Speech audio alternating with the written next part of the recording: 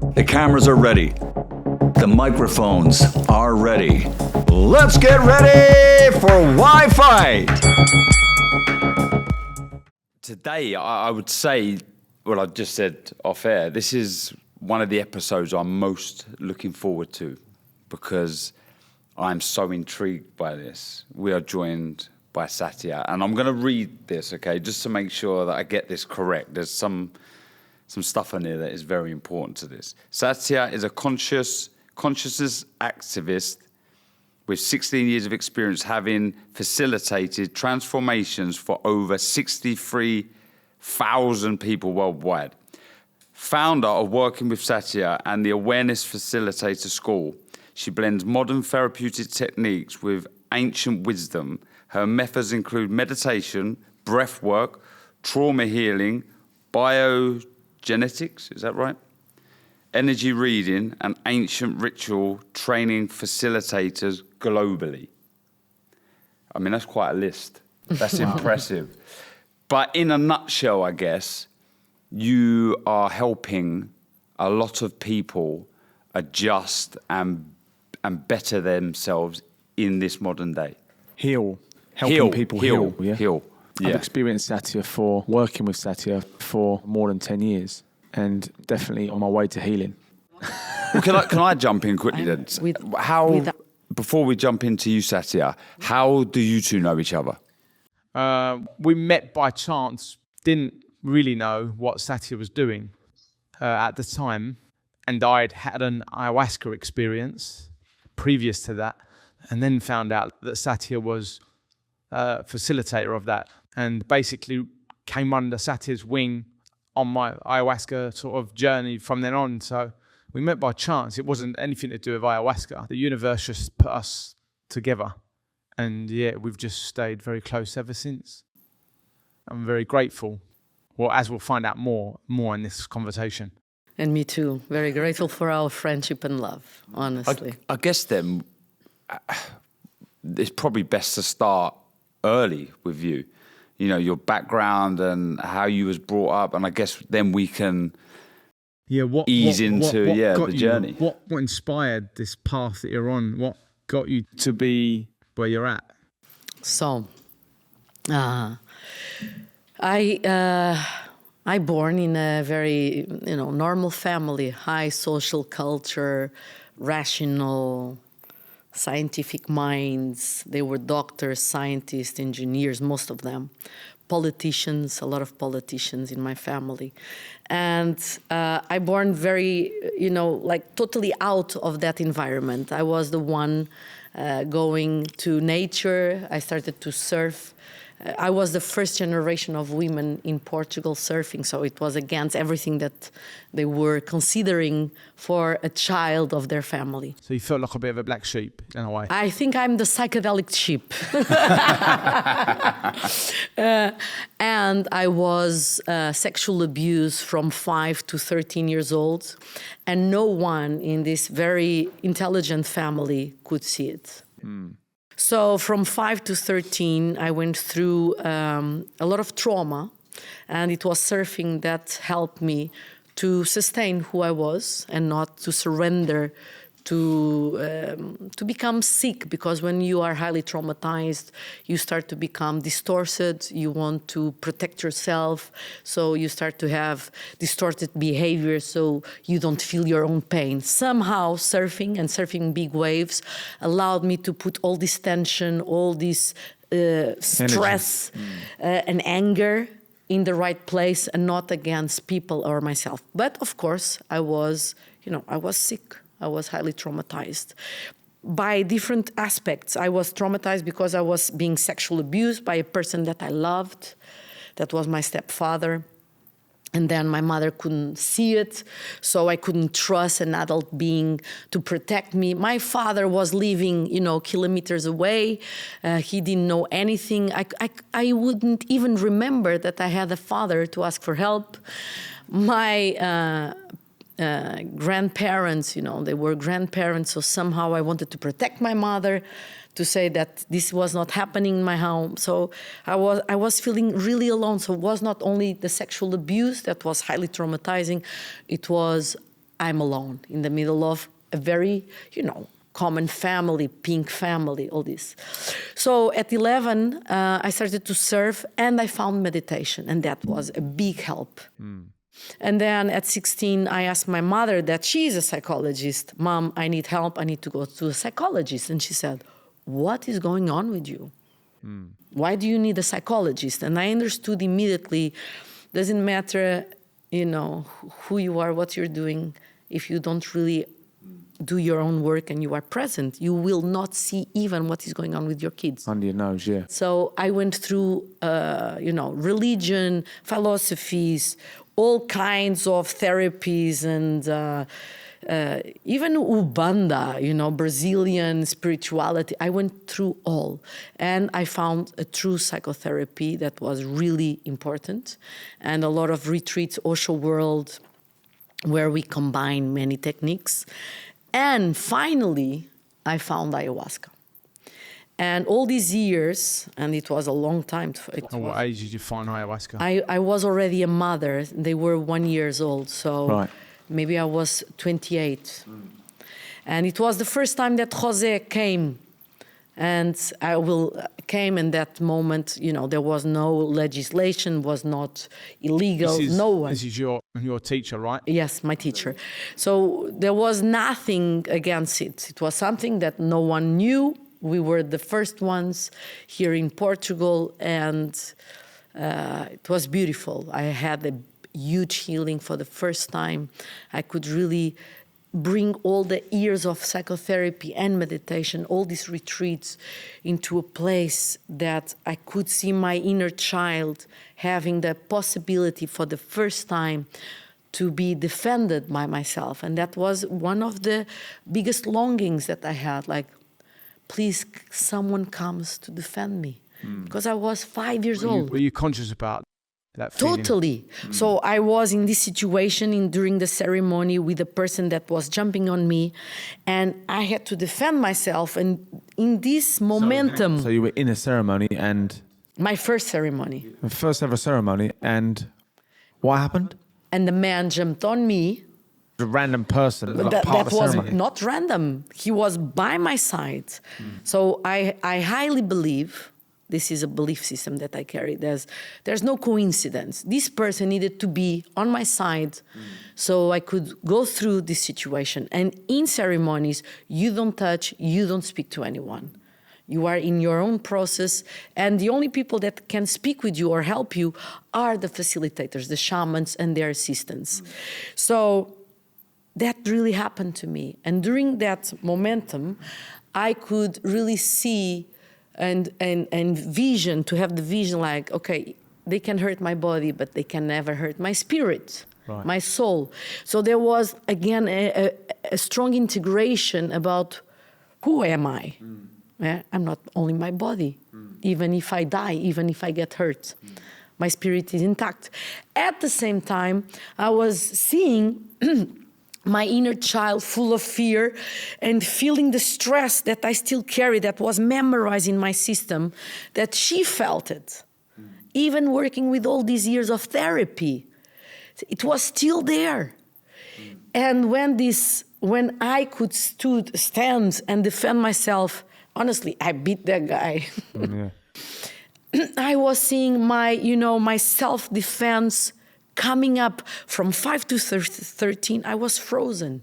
Yeah. Do you imagine? Yeah. You start at 5. So you broke free from that by physically attacking him. Exactly. Exactly.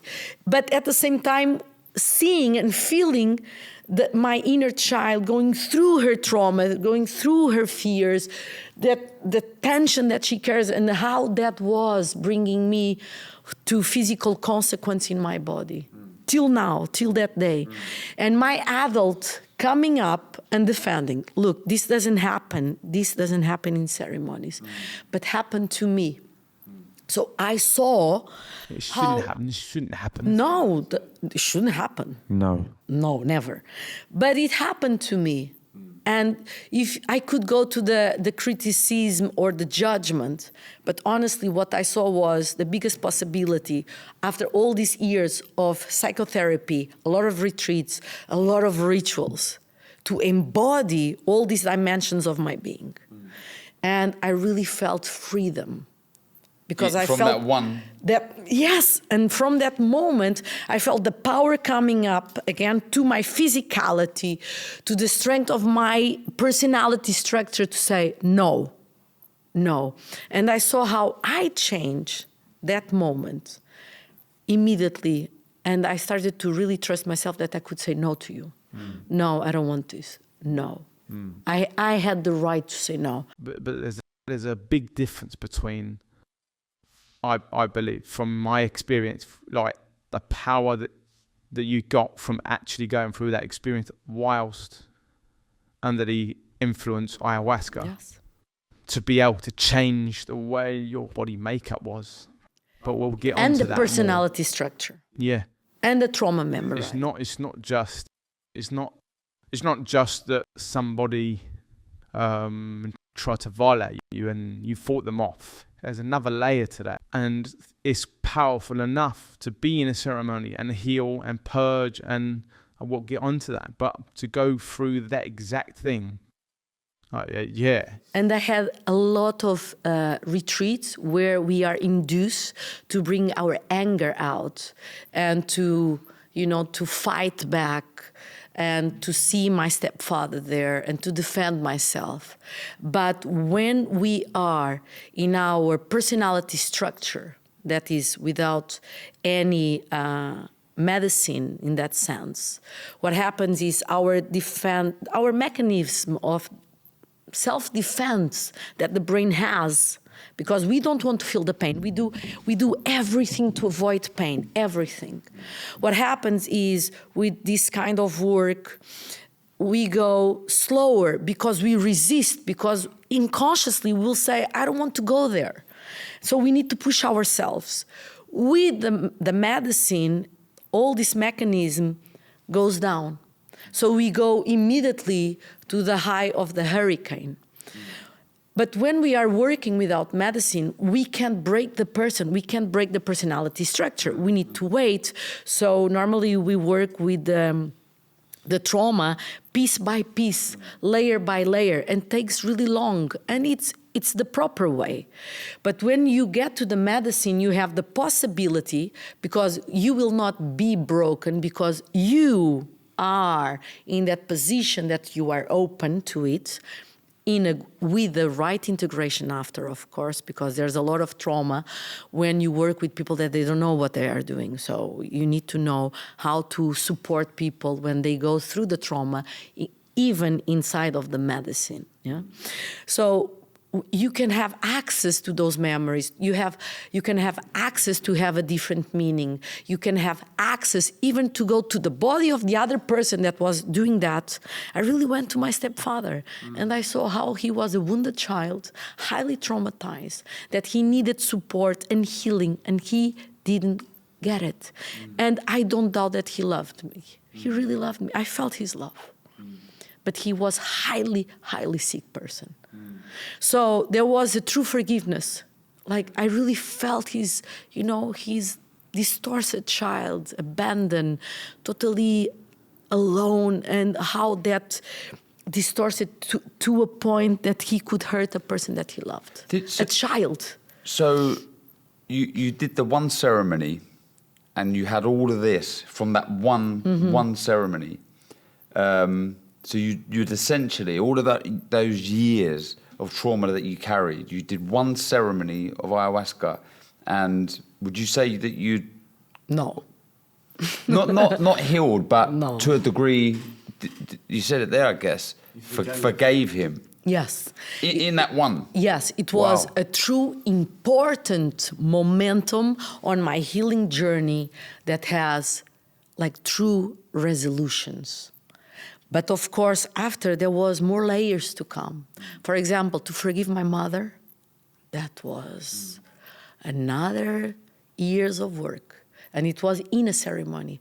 I was praying in psychotherapy, in my prayers, please let me forgive, because I could see how I love my mother, how I admire her, because she's an amazing person. But there was a part in me that I could not melt with her. She would come, I would be cold, I would be frigid even. And she would come to my home, I would come out. I couldn't even stand like 20 minutes talk, I would be irritated. But it was nothing on the momentum, was my trauma, because she couldn't defend me. And she should be the one defending me as a child. I could know this by mind, because I was on healing for a long time. But I couldn't change this feeling. So I was trying to behave, I was trying to change the thoughts, the quality, but I couldn't let go this irritation, this coldness. No matter how much meditation, therapy, years without the help of the psychedelics, you just couldn't change that. I couldn't. No. And it was in another ceremony after like 3 years. After the first one? Yes. So this is what I was going to ask. That I came to a point that the medicine showed me like this, because the medicine is the key to unlock your consciousness. It's not only about healing. We will speak about this later. But she showed me, you work with therapy so long. You already are a facilitator for others. You already work with medicine. So come here and see how you treat your mother. And I really felt how cold I was and how she was feeling. She was trying, she was trying to get me. And I even have, I really get emotional because it was really strong. So I couldn't forgive my own mother. I was helping other people. I couldn't, and my question was, what kind of facilitator I am if I can't really forgive her?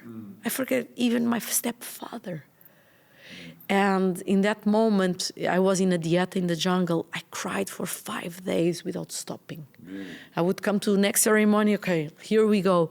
And when we would finish, and I felt my heart really melting physically, not only emotionally. Yes. I'm laughing because, This, if you don't take medicine, you can't understand what I'm saying. It. Yeah. But it was true, and I felt a pain that I carry for years and years in this area, the chest, the arm, my spine. Like an injury. Yes. Yeah. Just melting and becoming soft.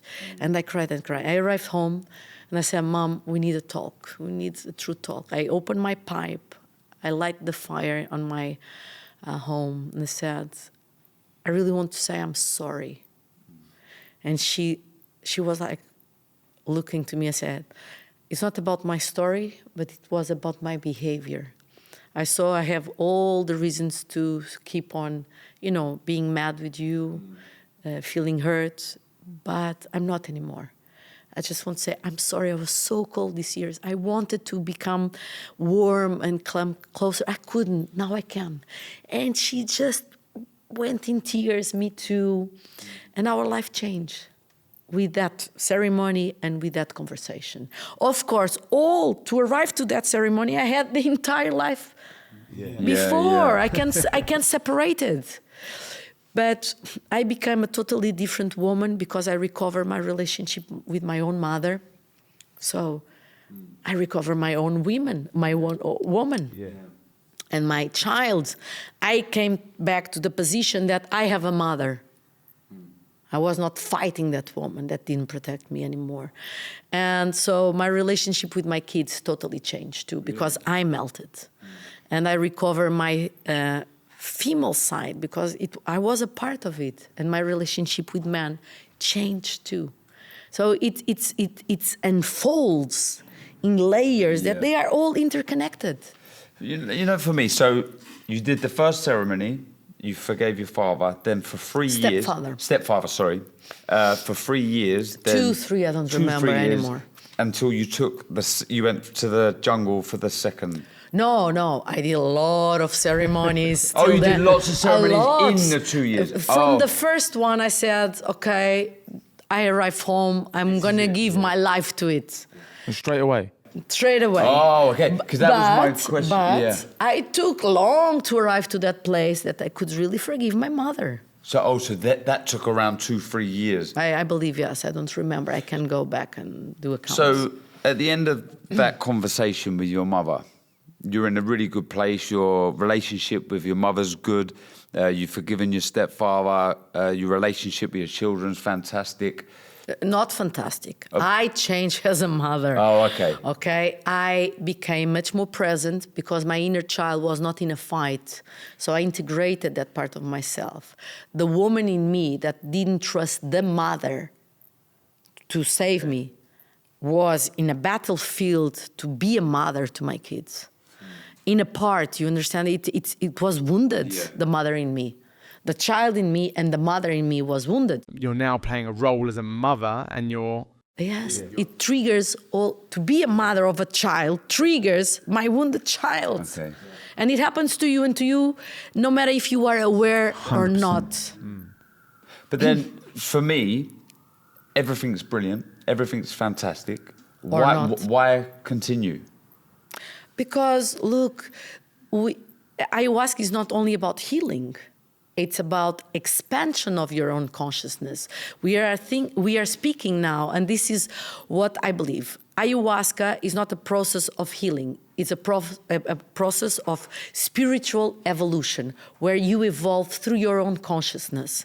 Healing is the first steps that we need to take so we can evolve our consciousness. Otherwise, you are stuck in this. And now in our days... Stuck in what? On those patterns, in those traumas, belief system, that you carry. And that's why many times you think, you ask yourself, okay, I did so much therapy. Why I go on trying to protect my father?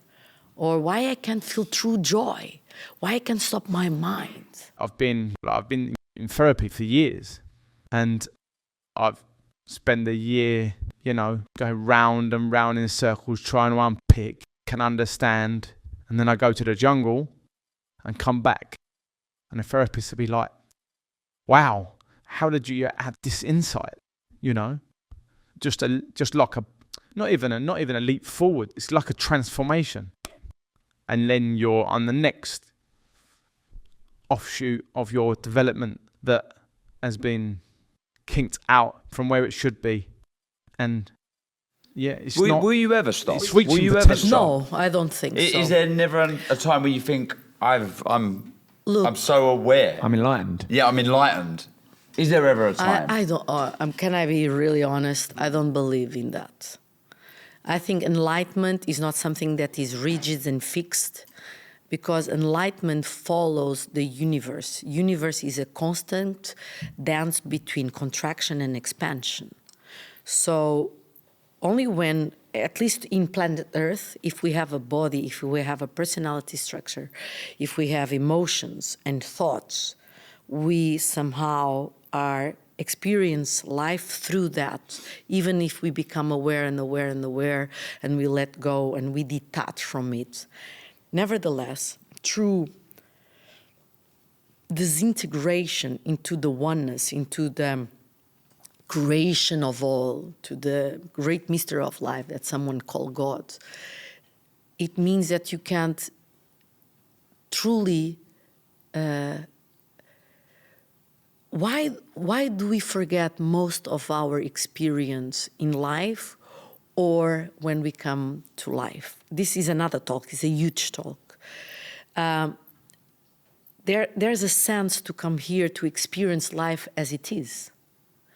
But I believe that we are not only a human being that it fits in a personality structure in the body and we experience through it. We are having this experience, this privilege to be alive, to remember who we truly are and to live from that place.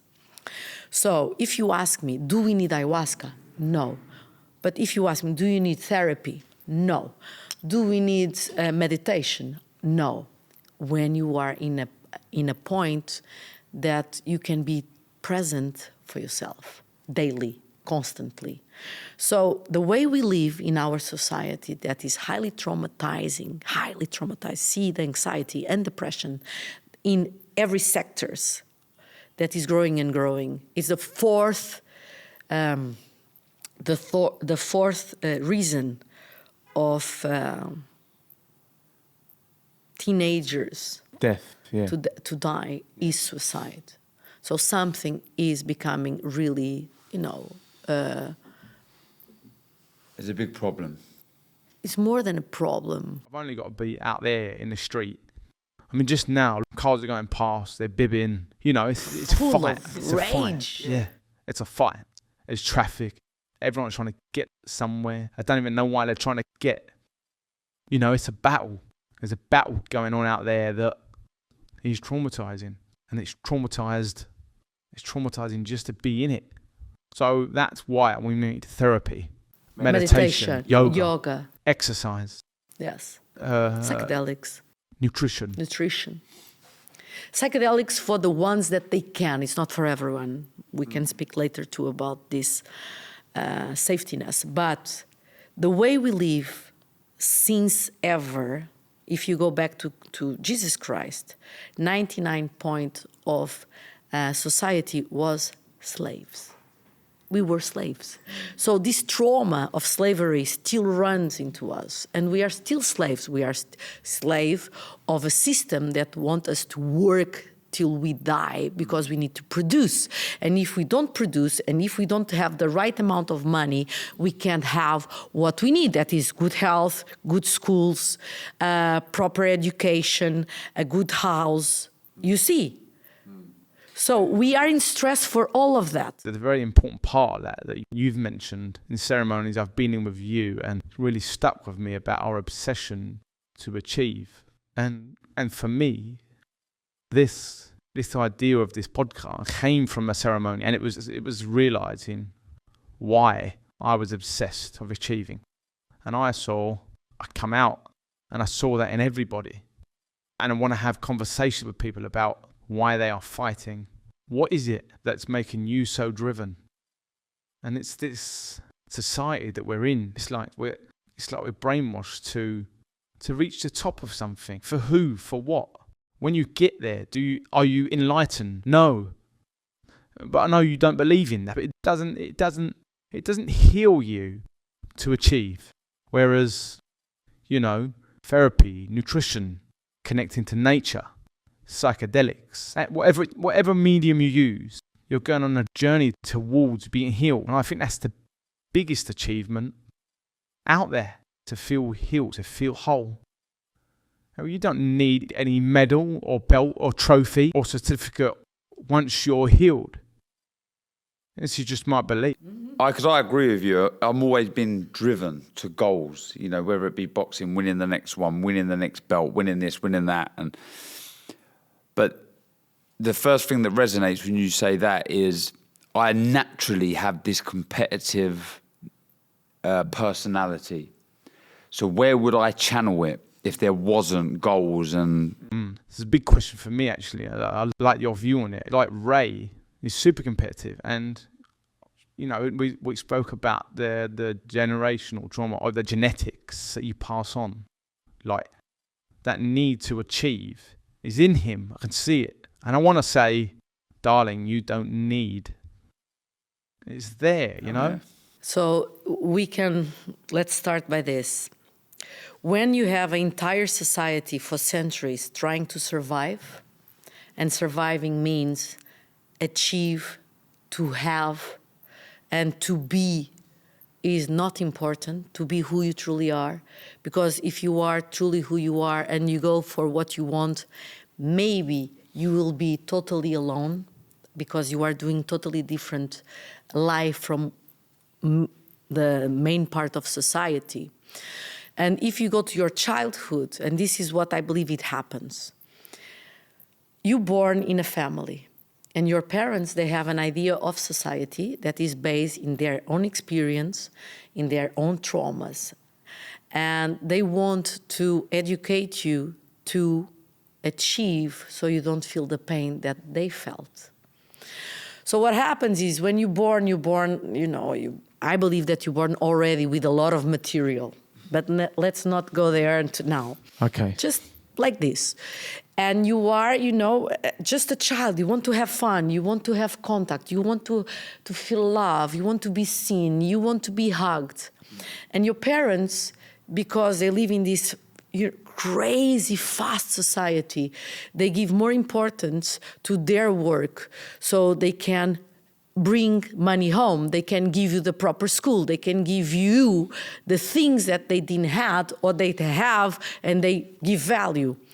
But most of them arrive really tired home, really irritated, in pain, highly stressed. So when they arrive home and they see these joyful kids calling attention, I want to play with you, they are destroyed already and say, no. They start to what? To project their tiredness, their irritation in the one that they most love.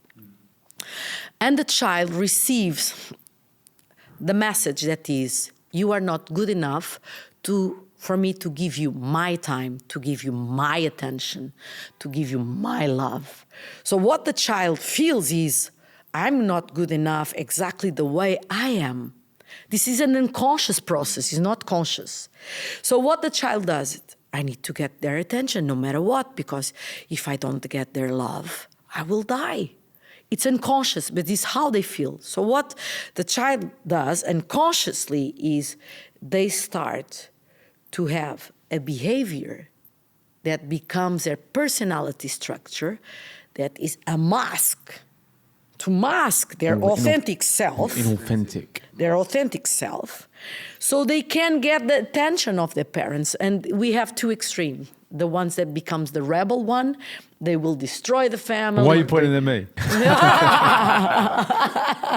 They will destroy the family. They call their attention. They will, to go to battles, to conflicts. So they have negative attention, authoritative attention. You don't do that. But at least they have contact. Yeah. It's very toxic. It's very painful, but they have. They exist. Yeah, and the others becomes, the perfect ones that they do everything to get to the expectations of their parents. But both of them, totally inauthentic. Yes, they are not real. They are a reaction of their pain to get the attention of their parents.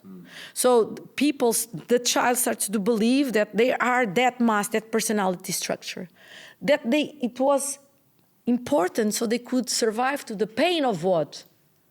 The fear of abandonment, rejection, that I'm not worthy to be loved the way I am. So parenting is so difficult, isn't it? So difficult. But I think it's one of the greatest possibilities to grow up, to heal our wounds. Definitely. Yeah. Because to really be present to a child, to see what they need and why I can't be present, why I'm imposing something that maybe that child is totally different from me. I have twins. They are totally different. I can't be with one and another in the same way. It's impossible. Their needs are different. And I had to learn through them how I could really be present. So it's an amazing journey of true healing and growth for the father and the mother. I have a son and I have a daughter on the way. They're going to be so different. Twins are so different. Much more. How, going back to you, how many ceremonies do you think how many times have you taken ayahuasca? I don't roughly know. If you had to guess. Never count. If you had to guess roughly. No, I can't. Tens of thousands? Imagine 15 years. And okay, so where I'm going with this is... But can I say something about that? I receive many people saying, Satya did 50 ceremonies. And my question is the same to people that comes to me and say, I meditate for 20 years, or I do yoga, or I eat vegetarian. My question is, yes, very beautiful, but show me your true transformation. Because 20 years meditating, or taking 50 ayahuasca ceremonies, or going to therapy for 30 years, look, it's not about the quantity, but it's about the quality of your transformation. Show me how you speak with your kids. Show me how you really own your shadow and you can come to a person, sorry, it's my wound. I'm highly irritated because it triggers me, but I don't want to be here. Show me how you speak with your wife and your partners, your husbands, how you can really own it and be vulnerable and to listen and to be open to what they are saying and how you can come to a dialogue. For me, is the only thing that interests me, because sometimes one ceremony is enough for that person because she's ready. That person is ready to really go into the healing space and evolution. Yeah. They do it. Sometimes there are people, they can't, they don't want, and they can't. They want with their mind, but they don't really want to have the effort, the sacrifice, the vulnerability to show themselves. They are still really afraid.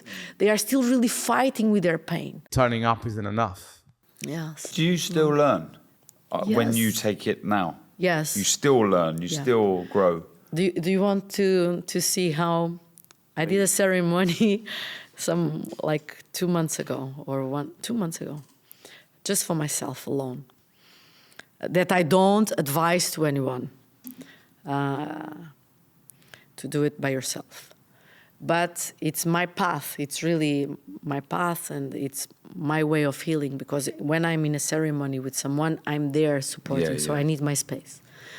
And a situation came to my life through my partner and through his daughter, that I received a person in my family constellation that behaves in a way that I never thought that I would receive it. And I was saying to my partner, I don't know if I can deal with this. Why I should come into a relationship that I need to deal with that? This is like, it's a issue that I will have for the rest of my life, because this person will not go away. And I went to this ceremony. And I saw, look what happened. I'm speaking about a very important thing, and someone, just by chance, opened the door to do noise. It's incredible how all the synchronicities. And I went to this ceremony by myself. I was not thinking that I would work with that. I was working even with another thing. Oh no, not true. I said that I really wanted to work with that. Not true. And immediately came that person. And what I saw was, okay, you can forgive your stepfather. You can forgive your mother. So what is the difference from this person to them? It's because they are your blood lineage. Why is it? And this person, okay, is not. But why can't you forgive this person? Aren't you in the path of evolution? Aren't you a healer, helping people, facilitator? So I said, God, can I say no? And my voice inside said, yes, you can say no, but it's not a true process. You are just avoiding pain. And do you want to let go your family and your love because of this? Or do you want to really grow up again? So I cried a lot again, said, oh my God, I don't believe that you did this to me. I was, for a long time alone. I committed to, to be in no relationships, I said, over, and I fall in love again. I'm living one of the most beautiful loves that I ever had. And you don't want to evolve, and you are ready to let go.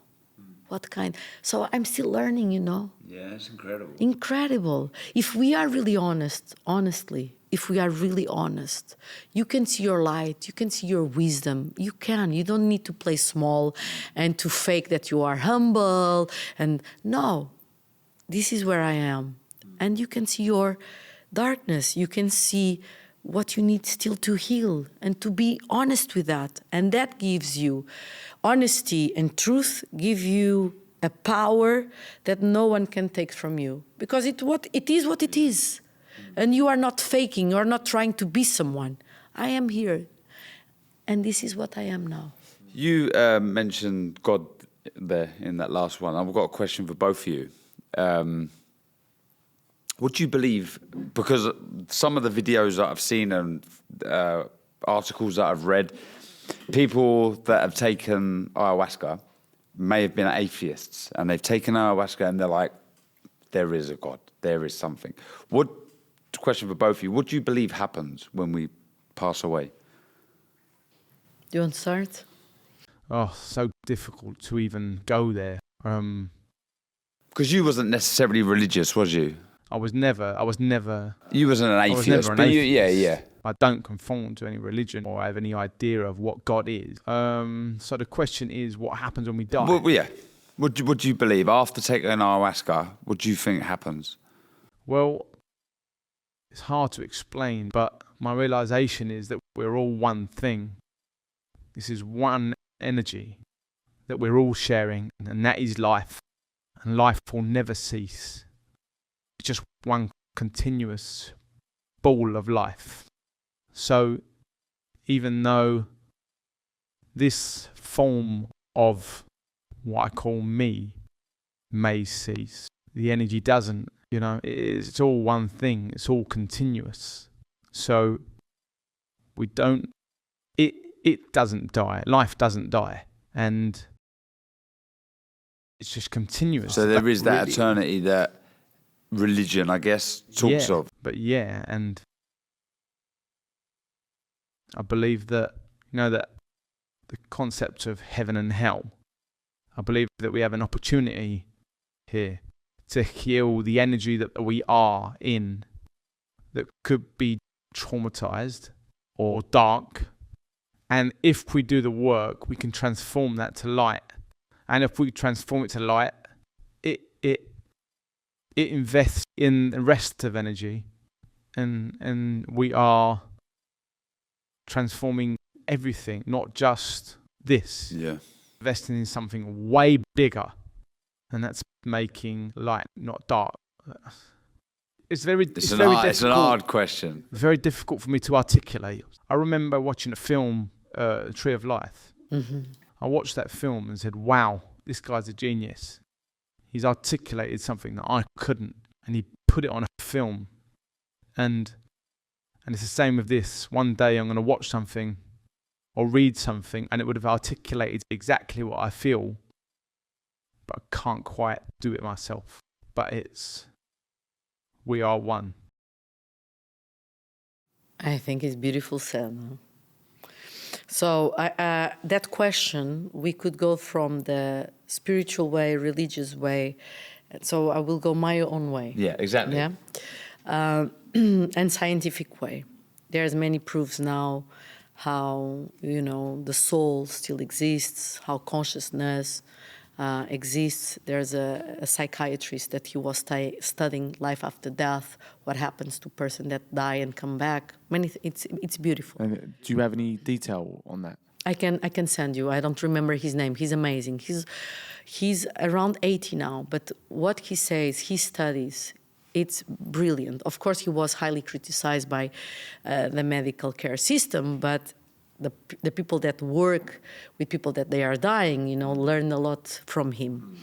So, but I will send you, and you even can use in the podcast. Yes, he's brilliant. So, from my perspective, from all the philosophies that I entered to help myself, and I love to study anyway. So, and from all my experience of my own healing and the psychedelic journeys through ayahuasca and other teacher plants. What I believe, first of all, there's no answer that will be say, this is the truth. It's impossible. It's a question of what you believe. Our belief system changed reality. The observer changed reality.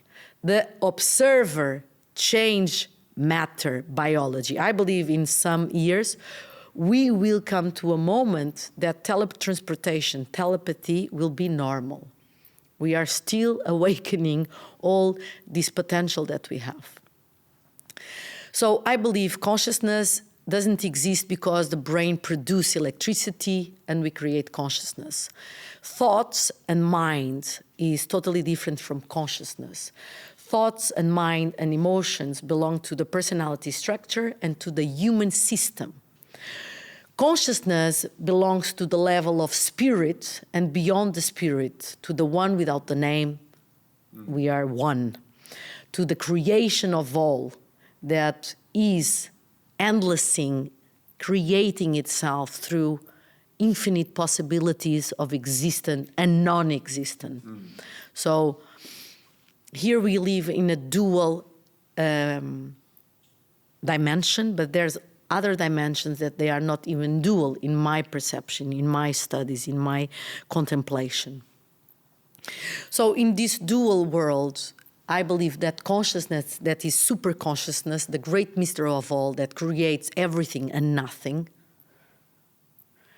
bring us here to this planet, and we come from this super soup ocean of creation into the illusion of individuality. And superconscious comes to the spirit that is already a link between the big ocean and the individuality, and then from spirit to soul, that is a bigger connection with individuality, where we have memories, when we have our past lives or future lives, because there's no time, there's no space. We have the memories of our ancestors and their experience. And that soul comes to the physicality with an individual experience of this reality. And we forget that we are the entire ocean, like a wave. We are one wave. So we are with one individual. And we forget that we are the entire creation, experience itself through this individualization. So this is the descending movement coming from that place of oneness, totally disintegrated in all, without the capacity of saying I is all, to me here. I'm separated from you because we have separate bodies, separate stories, separate personalities, emotions, and quality of thoughts. And we descend to physicality through the body. And the body is our vessel, is our spaceship, is our car. So we can move here, so we can dialogue, so we can speak. Put the computer on, speak, is the brain, is the computer. But what really is driving us, or should be driving, is the heart and the soul, and the mind should, serve this. But in our society, it's the opposite. Now, for now.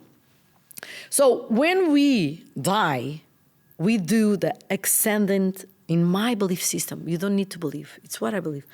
We do the ascendant process back to oneness, to the totally disintegration, where we meet all, it's not meeting all from rational part and individuality. We become one again. We become one again with everything. It's not only me and you, persons. It's everything in the universe, dark holes, constellations, stars, known gravity, gravity. It's everything. Atoms. Atoms, known atoms, everything. Yeah. And what is in the middle of them, that Quarks. is no space, no. So we give feedback loop. Through feedback loop, we feed that existence. We feed that creation. We are constantly feeding. We creation are feeding. Creation itself experience from infinite existence and non-existence to itself. So this is what I believe. So consciousness never dies. We bring all this information back, and then we disintegrate, and the information is available to all. We lose the identity. Yeah. This is what I believe. Yeah. If it's true, I don't know. Yeah. It's what I really perceive as my something that comes really from resonates. experience, though, that of doing those, listening to you talk there. You can't just conjure up that No. imagination. That has come from somewhere. I'll just quickly say, the fact that English isn't your first language and the way you articulated that was fantastic. Really? Honestly, yeah. Oh my God! Because you've Sometimes just given me a nice warm feeling inside. That was brilliant. And I believe ayahuasca, and I want to say this, we call her La Pequeña Muerte, the little death, because she really helped us to go through the death of ego and attachments. And she brings us to other dimensions that sometimes for people, they are really powerful. They are afraid of it. Like, Satya, I was disintegrating. And inside of me, like, wow, so good, huh? And I They understand. didn't exist anymore. Exactly. For them can be, for some, like, oh my God, I was losing myself. Yeah. Is not what is going to happen when we die. I believe ayahuasca prepare us to die. Right, so I need to talk now. Yes, So this please. is one of my... Look, anyone who's listened to this, Ryan has been driven mad with me. I've been on this journey for, 8 years since Ryan told me about this. And one of the biggest reasons why I haven't gone through with it yet is only because of fear. And when you break it all down, and we had this conversation, Ryan, about what that fear could be, it all circles around or back to dying. Death. Yeah. So I'm fully aware from what I've read and heard and watched, I'm going to probably go through that process. And I am so scared. I'm so scared that essentially my mind and my body, once I've taken the drink, will be telling me like that I'm dying. And that is so, I'm so frightened of experiencing that. What would you say to somebody that, like Darren, this is like Darren said, have been up and down with him through wanting to do it, booking it, and not getting on plane, blah blah blah, over years. And I feel like the last time just before you pulled the plug and didn't come, you were like, right, life's good at the moment. I don't want to rock the boat. And it's not my place to say, but what would you say to someone that has the pull that Darren has, and is making the excuse or rationalising it is, yeah. to say life is good at the moment. I don't want to rock the boat. Like, what would you say to someone that is, on the edge of making the jump, I suppose? Don't do it. Don't do it. Yeah. Follow your instincts. Look, and this is what I'm observing right now. Everyone is speaking of all these psychedelics. Everyone is pushing each other. And they don't realize this is really a spiritual journey and a conscious evolution journey that will take you to places that you really need to look. And when we are not ready, it's okay. And maybe it's not this life even for you that you will take a psychedelic. And it's okay, because if we are really afraid, something in you is saying, I'm not ready. And it's okay. If you're not ready, you have other tools. And you don't need to be ashamed. You don't need to be in a conflict with yourself just because everyone does it. I highly recommend people that they are, even in my ceremonies, look, this is something that I see everywhere. Everyone push each other to drink. Is more, if you drink a lot, you will have results. No, it's not true. I don't believe in that. Many times I say, even here, if you are really afraid, you just come to me and say, Satya, I'm very nervous. And we don't take it. It's okay. So when you feel trust again, and trust is not only in me or in the medicine, it's in yourself, that you are enough to handle it, anything that comes. Even with fear that you can do it, then it's time to go. Many people arrive in a place that they are really facing death with cancer and other diseases. For them, they don't have time. So all this fear that maybe they would feel before just ended in that moment and say, I'm ready. Yeah. So yes, totally, because they want to stay alive. They want a second chance. So it's totally on you. And it's not in because everyone says good, is not good. No, it's a spiritual journey that you will do in your own way. If psychedelics is for you, you will feel the calling. So good that you didn't come, good. Oh, yeah, but I'm torn, I'm so drawn to this. I think about it a lot. But then on the flip side, as I get closer to it, I get, I'm frightened. Darren has a fear of death, if you don't mind me saying. That's Yeah, and I don't know, it could stem from other, I lost my brother, who Ryan was very good friends with a long time ago, my grandfather recently.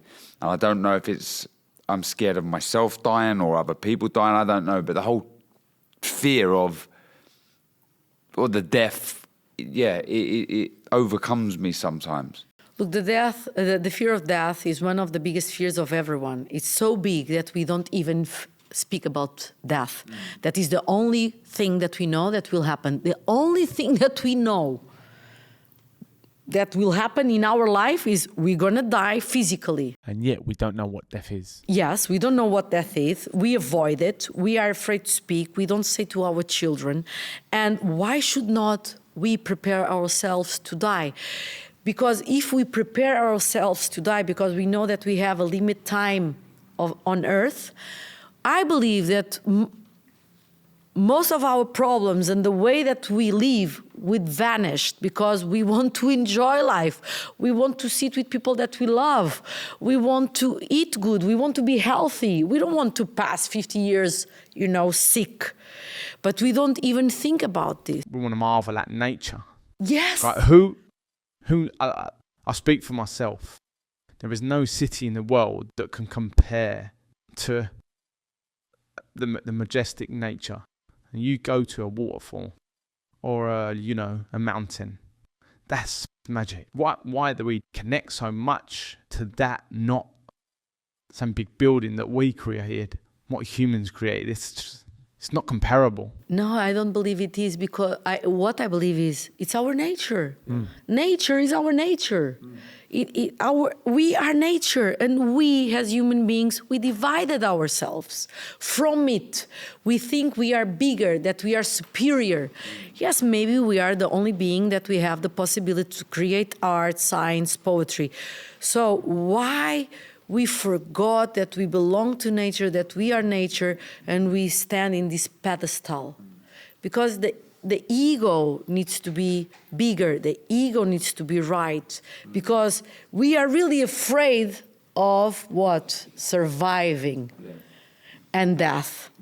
We come all this driven to have more, to conquer more, me against you, to protect my family against yours, my country. It's about this surviving of fear that someone comes and kill us. Lions come and kill us since ever.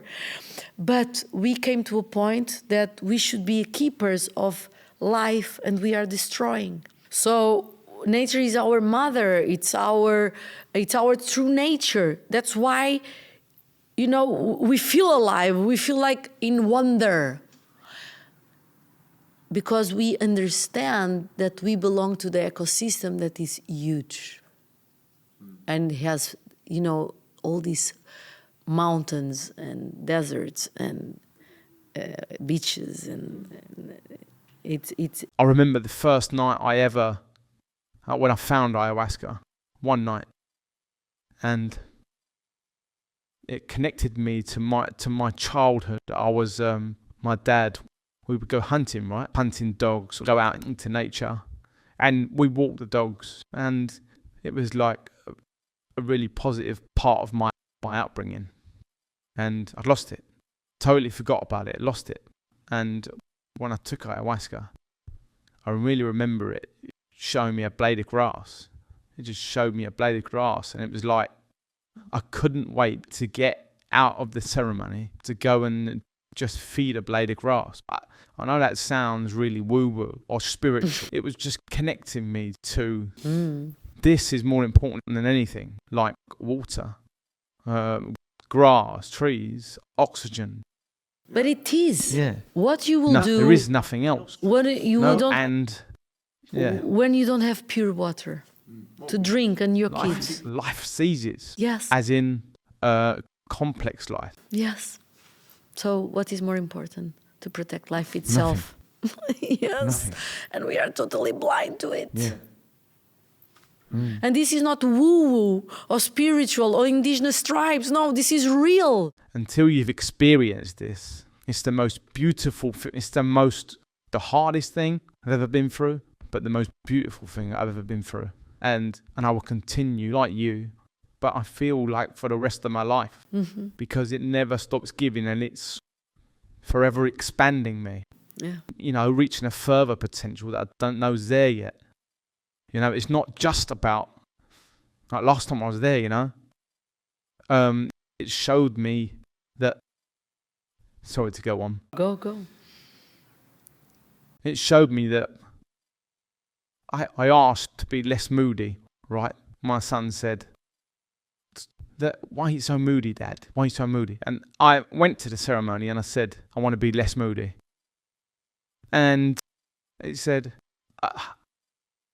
you need to answer my questions about what you believe this is that talks to me, like ayahuasca as a entity.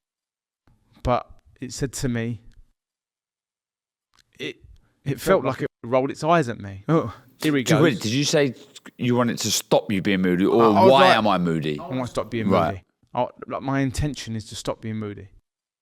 It rolled its eyes at me and said, ugh, the reason you can't enjoy life is because all you do is look for danger.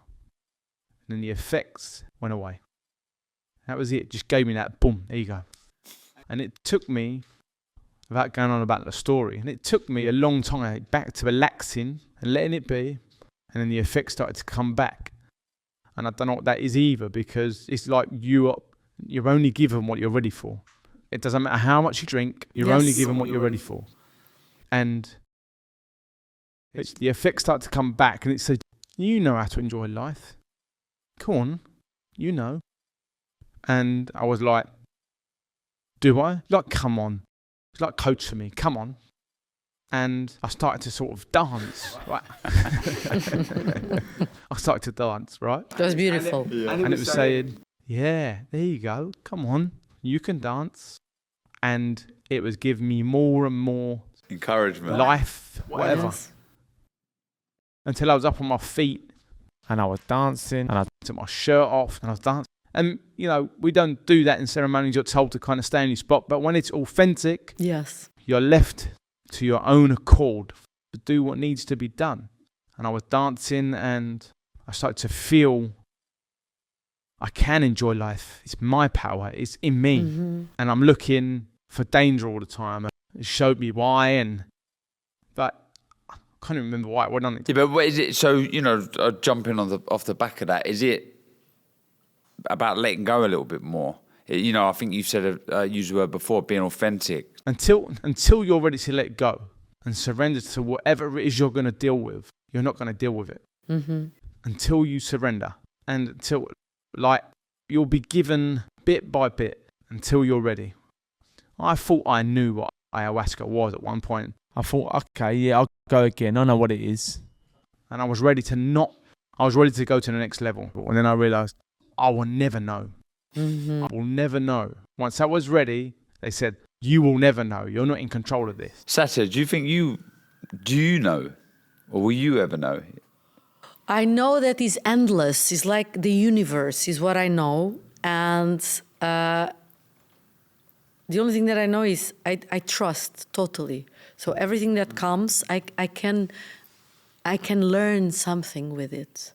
And it's always bringing me to a point of expansion and evolution. It's incredible. So no bad has ever come from this? Maybe some tough times? No, let's go really real to the public. Look, teacher plants is not for everyone.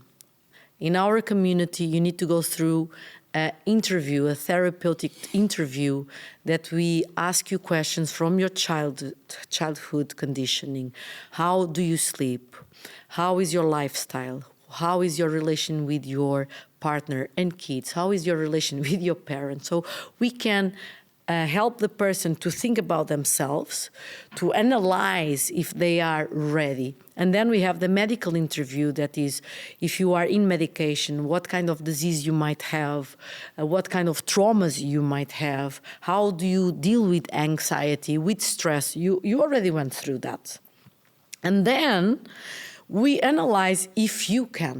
Because people with heart diseases, bipolarity, schizophrenia, diabetes, people with antidepressives, sleeping pills, taking cocaine, addictions to cocaine and other drugs, most of them, they can't take it.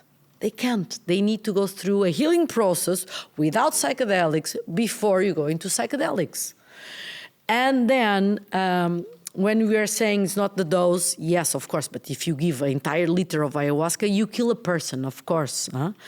But the doses that we are speaking, that we call medicine, is a quantity that there's a point that even if you take 3 or 4 times in the same ceremony, if you are not open to work, if you are still fighting and resisting, this is your ceremony. You are fighting and resisting.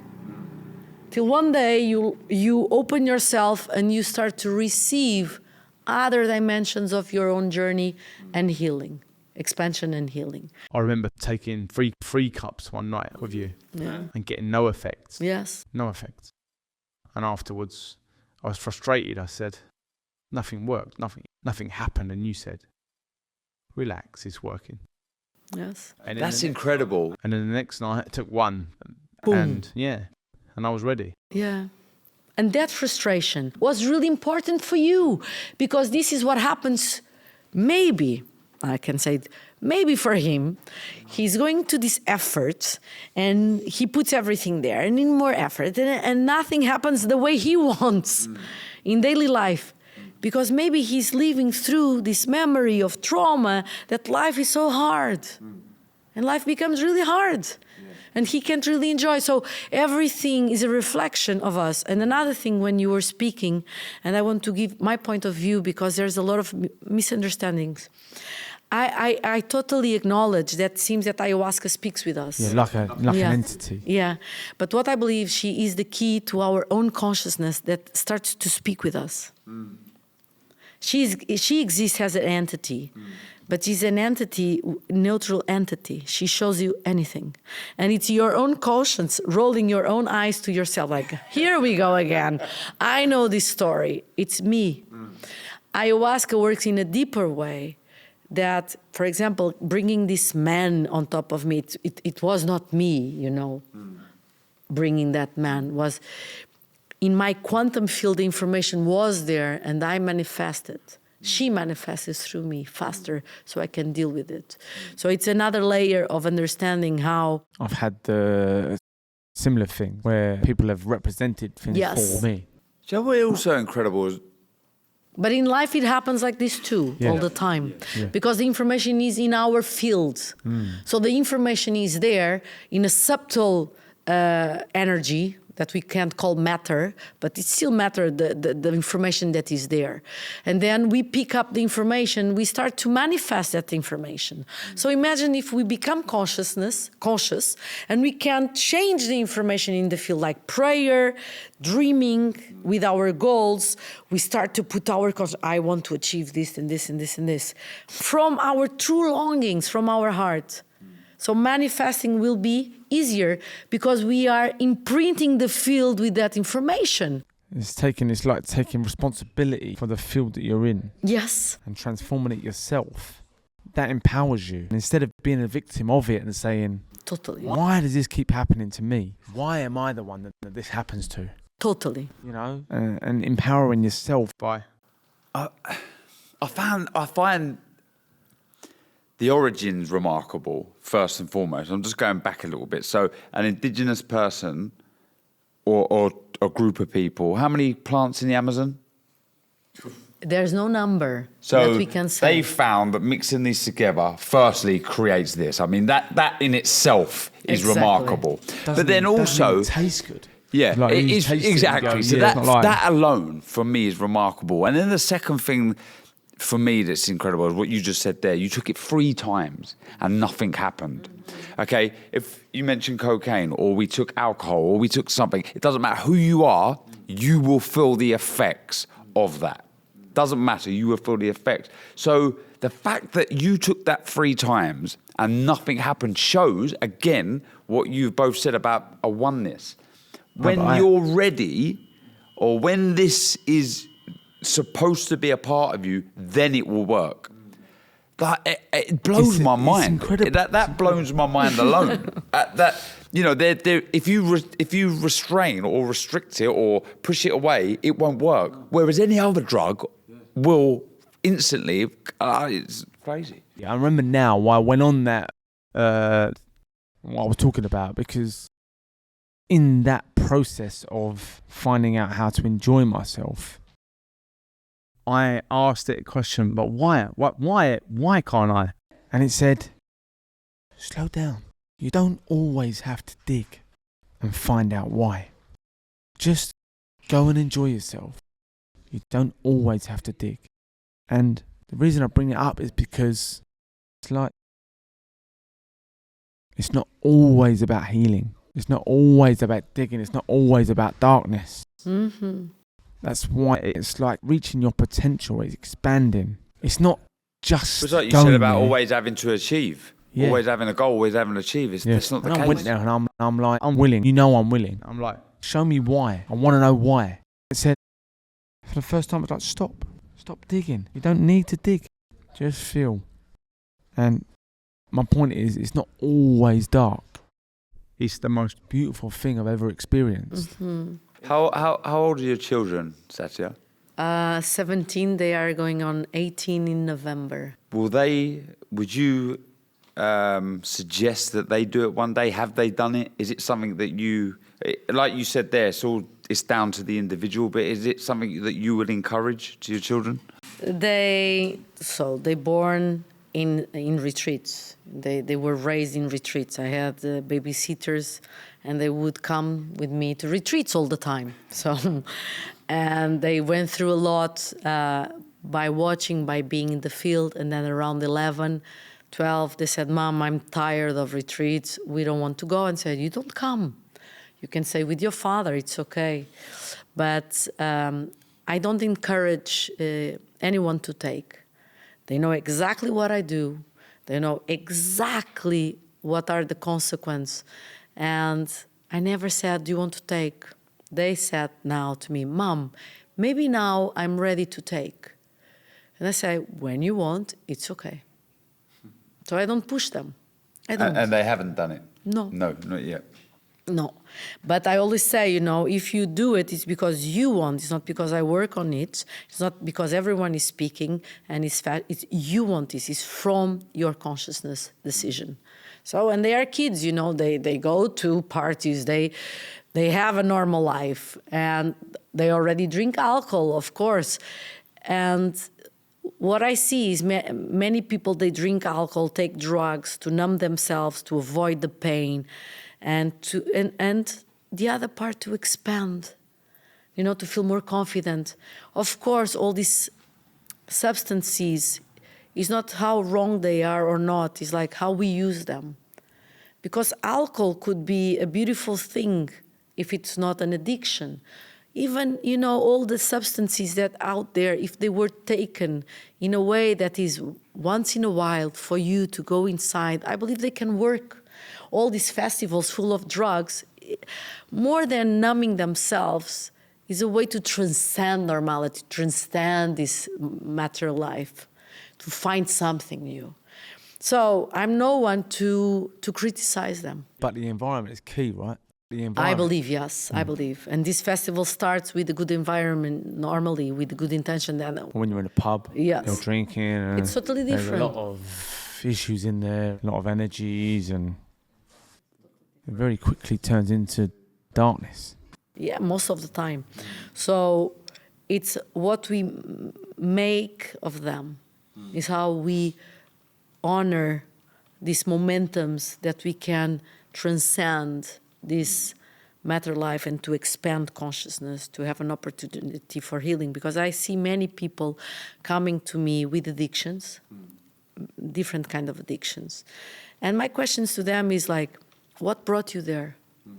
What do you gain with this? And most of them, they say, I gain a sensation of self-confidence, that I can relax, that I'm not in pain anymore, you know. So why is wrong? Yes?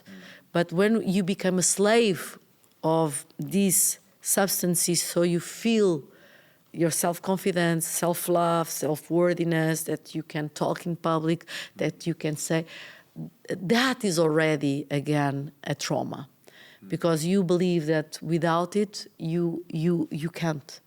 And my work with them, it's to help them to see what they gain, and then How it's serving you. how it's serving them, and how can we have healthy behaviors and tools that we can bring the same healing to them that doesn't make you a slave, but empowers you. And so psychedelics is one of the tools. Okay, for me, I was going to say we need to talk about the school because the school is without psychedelics. This 2 years training. Yeah. So this awareness facilitator school is a 2 years training, where we go from psychology, psychotherapy, to somatic approach, to breath work. Immense techniques of breath work is not only one. Quantum physics, ancient traditions, ancient philosophies, meditation. Exposure work, trauma healing. There are so many, and I created this because when I was in my healing process, these worlds were really divided. Was psychology and spirituality or religion.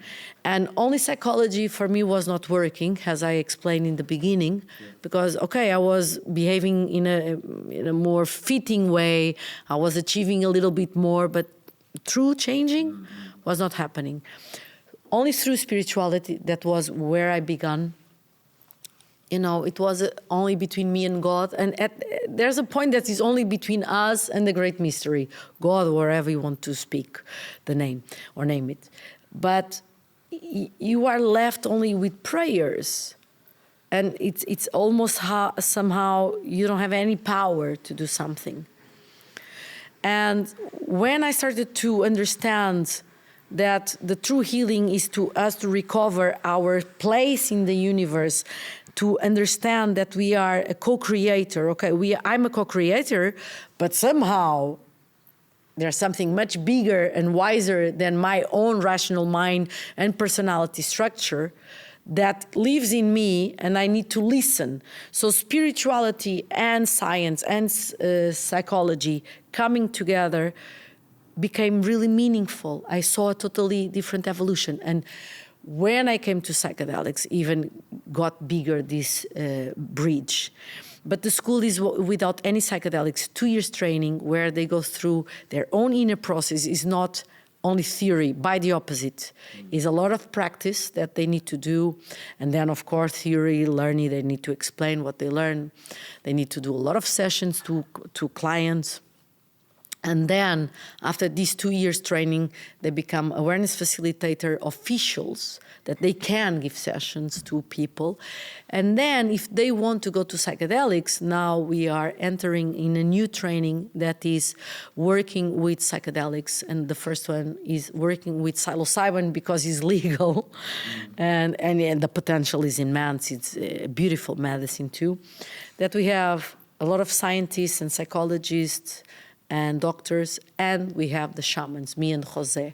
So, and we will go through theory and to true ceremonies. So, and I believe, you know, to help people to understand what is behind the healing, the biology of healing and trauma. That is not telling everything. Is not, you know. So I understand it. Kind of the name of the podcast is Why Fight? And that's what you're fighting for. Yes. You can access the healing. Mm-hmm. It's not an alien thing for you. And we divided spirituality and matter world because we had to let it go, the manipulation of religion centuries ago. And then science became our religion. What is not proved doesn't exist. And now you are coming to another level of understanding that is science is studying exactly the same as spirituality. That is the great mystery in a totally different way,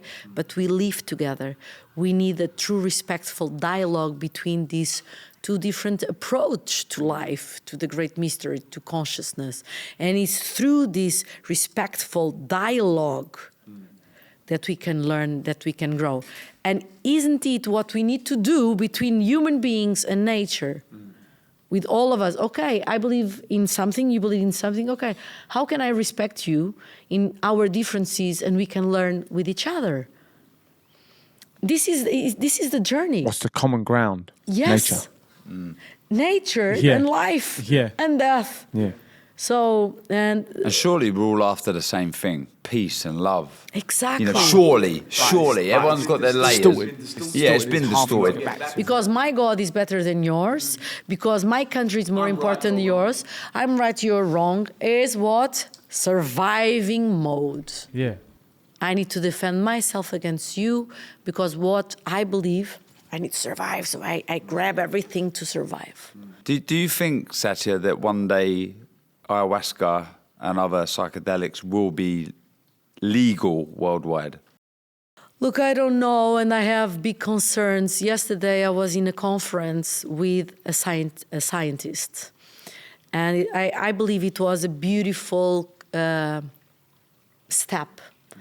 I was speaking in a much more poetic and philosophy way. He was describing what he has been experiencing in his spiritual path through psychedelics, through the scientific language that is as a doctor to analyze everything. It's really important, it's highly valuable, because through those analyses we can understand what happens to the body and to the mind and to the emotions. But what really happens, they are really far away to describe, but what they are doing is highly important.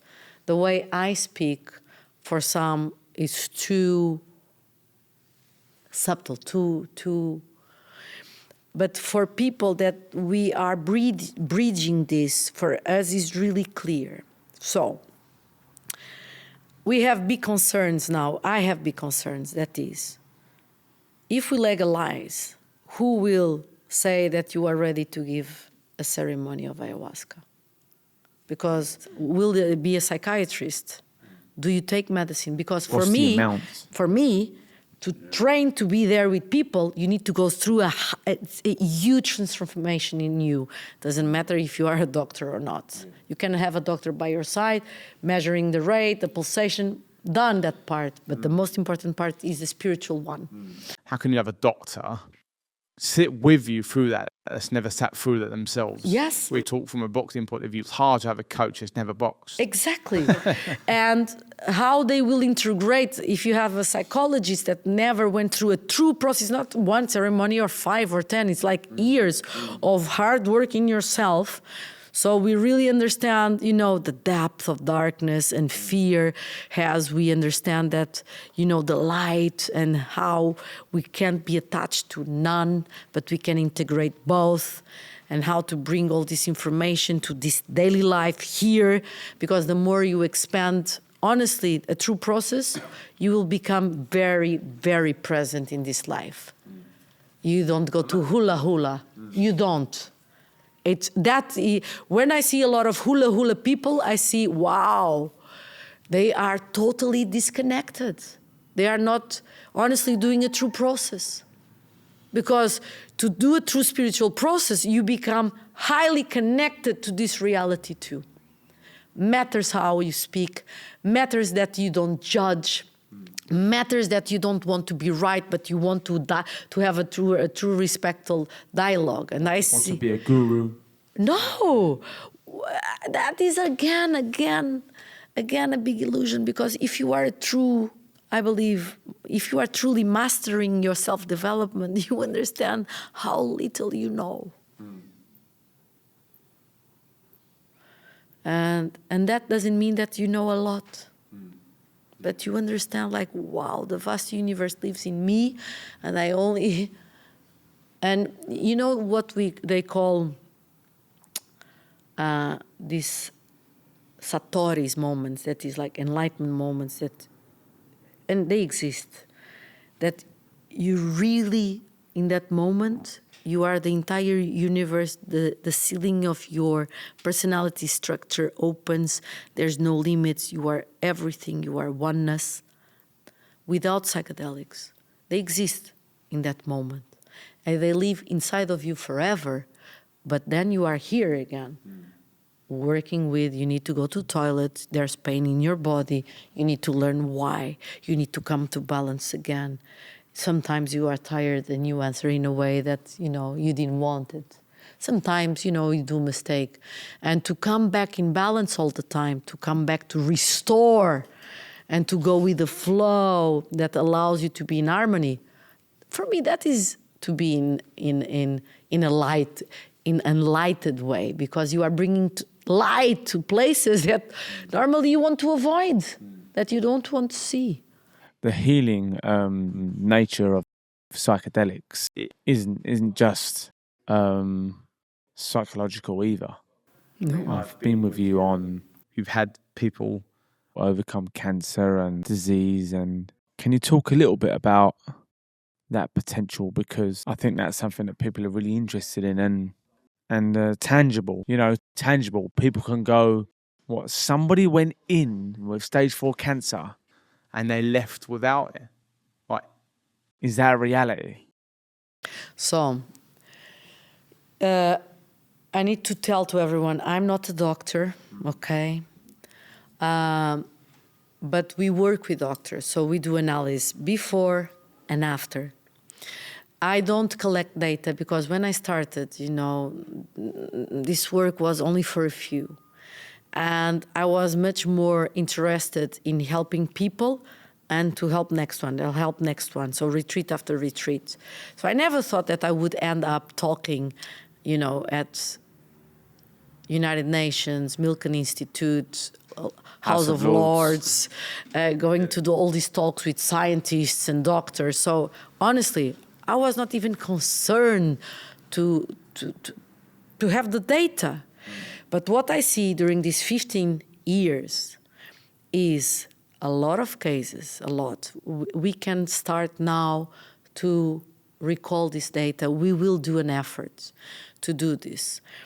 But we have a lot of cases where people arrive with cancer or other diseases with analysis before and after. And a lot of them, 0. A big percentage diminish a lot, and they go through chemotherapy or radiotherapy, but in a totally different way because the cancer is not so big as it was. And others, a minority, because they arrive already, very vulnerable in the body.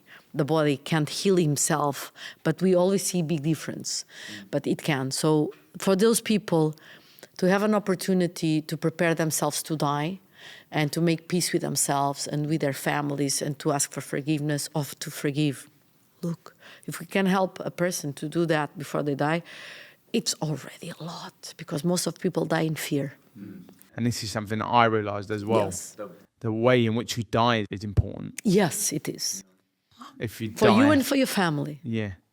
But the way that you die, I really believe from my insight, it really does matter.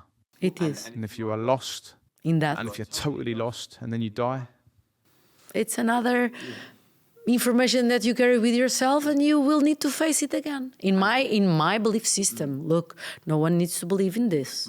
And becoming whole and dying is the opposite of that. Yes, is to trust that momentum, that universe will take care of you. But for that, you need to let go all these fears. You need to heal yourself during this life. Yes. But we have eternity to heal. So this stress to heal in this life is too much too now. That's encouraging. Like everyone. So I might eventually. But it's true. Now this stress to heal, this like you need to heal, I think is traumatizing people again. It's like we need to wait for people to be ready to heal. We need to listen where they are. Yeah, the diagnosing of something. Yes, yeah. people now, they receive diagnosis, they believe, okay, I'm broken, I'm bipolar, I'm CDC, I have and they become that, they become attached to that, and they read a lot. But then we don't give them space to say, are you truly that, or you are going through that? Let's see who you truly are. ADHD, Yeah, OCD. people Yes. manifest things, don't they? Good and bad. You know, quickly going back to... Can I say just one thing about okay. cancer? It's very important to say that you have an opportunity of healing in a natural way that is really complete. You don't heal only the physical body. You go through a revolution inside of you that you see what brought you there and change you into your daily life. You have an emotional change, spiritual change, consciousness evolution, belief system. You understand most of the time why you were brought to that disease and what that cancer is showing you about your life or your lineage. But if you don't change in your daily life, most of the time you come back to the same disease or to the same way of life that brings the same behavior, the same belief system, the same feelings. So you are there. So the true healing,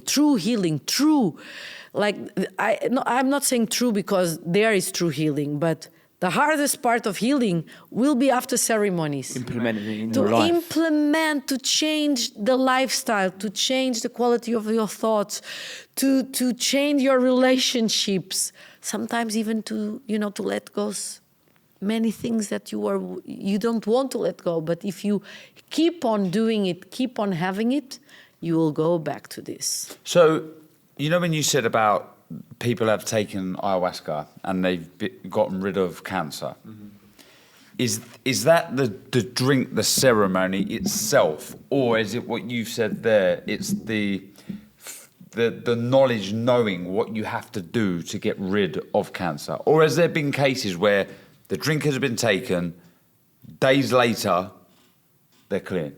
Yes, totally like that. And in that instance... But can I just... So everyone really understands. You do a really strong process, for example, in the diet, 11 days, okay? And you go through this process, and it's immense. And you come out without cancer with exams after. You come out. But if you don't change your life... It could come back. Yes. Yeah. So what do you think that in that case, in your opinion, your expert opinion, what do you think is happening? We are creating our own biology. We are shaping it. And this is how we are so powerful. If we have thousands of thoughts during a day, and they are highly negative, highly critic, and judgmental, this is the environment that you live. And you create that adverse environment to yourself that will have a consequence on your chemistry, on your cell reorganization. If you eat like this food that most of people eat, you are inviting poison to your system every day. So if you take a lot of medications that destroy your intestine environment, that is the gut, that is highly connected with your brain, the fog in your mind, the confusion will be immense. If you have a leaky gut, everything is interconnected all the time. And we are dividing. It's impossible. So when you do a diet in the jungle, because you take the food that you are used to, you only take plants that nurture your body, you only eat food that nurture your body, and you go to the place of the quality of your thoughts and the emotions and the traumas, and you heal these parts, of course your system is harmonized and can heal even cancer. But if you come out and you still do the same, you are poisoning yourself again. You are destroying your environment again. And the same with relationships. You don't have cancer. You come to heal your relationship. You see why you do that. You see your wounds. You see how you speak. And then you have 1 week or two in love and I'm sorry. But then you don't make a commitment with yourself to sustain that change. You will destroy again your relationship. would you like to talk a little bit about the jungle and what you're doing with your project? It's an amazing project that you're working on. So thanks so much for remember that. I think is. I even feel emotional because I think it's my most important mission now. I passed all my life helping people, and one day I had this vision that I need to go give back to nature. Like nature gave me all, and especially Amazonia, where I go through so much healing. I bring so much people to healing there. There's what we call miracles, but they are not miracles. They are true transformations. And I say, I need to show nature how much I love her, how much I want to make love with her, how much I'm grateful.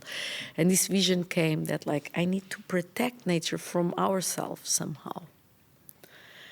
From destroying, because each time that I arrive to nature, to Amazonia, one more piece of land is destroyed.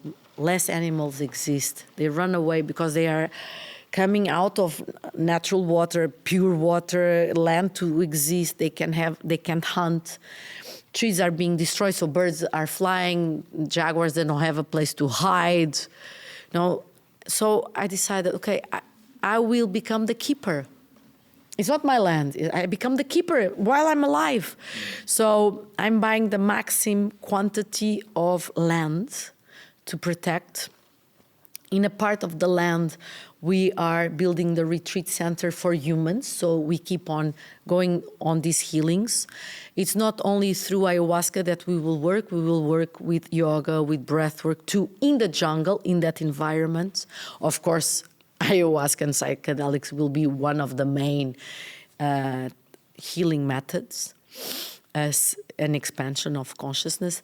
Then we are keeping a part of this land totally untouched.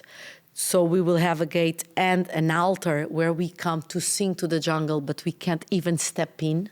Okay. We will virgin land. Virgin land, totally virgin.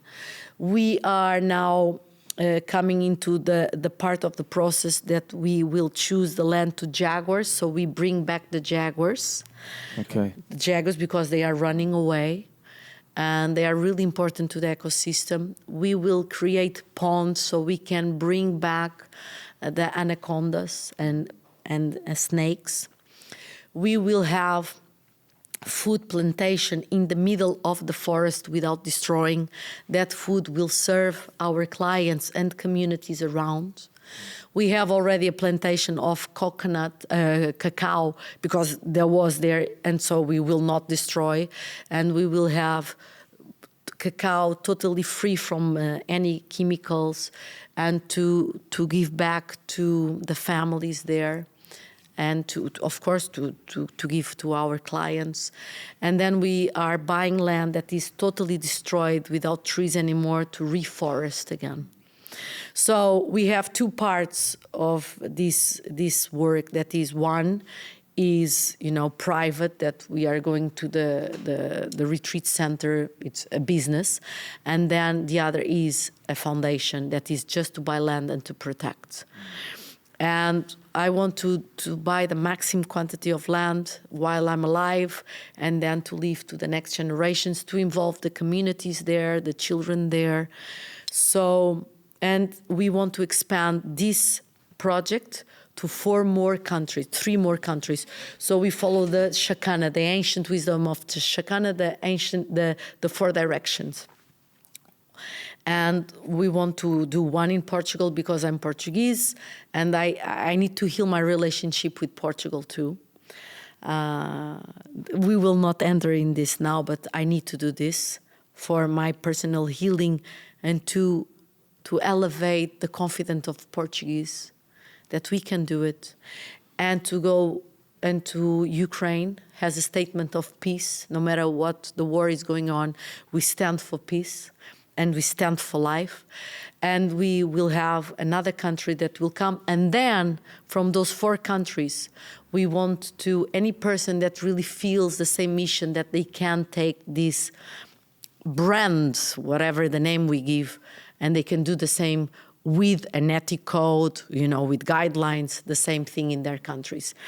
And we will have 2 kinds of projects in that. This one is this big forests that we are defending, and then for people that, okay, I can't have big quantity of land, but I have like 5-10 hectares, 3 hectares, that we will call temples of life. So that is like a point of energy, because what we are saying, what is our statement is we defend life. So if you have 3 hectares and it's a beautiful garden, and one of the main things is all religions are welcome, all the colors of skins are welcome, all the cultures, and we have a temple for prayer that is totally in silence in those forests, in those areas. So these 3 hectares, if it's, protecting that land, reforesting, bringing more life to it, we will give the allowance to use this name, Sacred Forest. So, and for me, is my way to say thank you to life. Thank you. That is beyond humans. And it's like the real United Nations, one that we can trust. I and hope believe so. One thing that I pray every day for myself is like, please help me to sustain the principles and don't sell myself for nothing. Not for recognition, not for money, not, like I work because I believe in this. So everything that I do is like aligned with that. And if I fall, please allow me to see that I fall and I come back. Because otherwise, why do we do a thing like this? I think there's very little chance of that happening to you, Satya. I hope so. But I'm with the eye on myself. Satya, I think that's a great way to finish our tour. I would love to go on and on and on, but you've got a flight to catch. You've got lunch to eat, Yeah.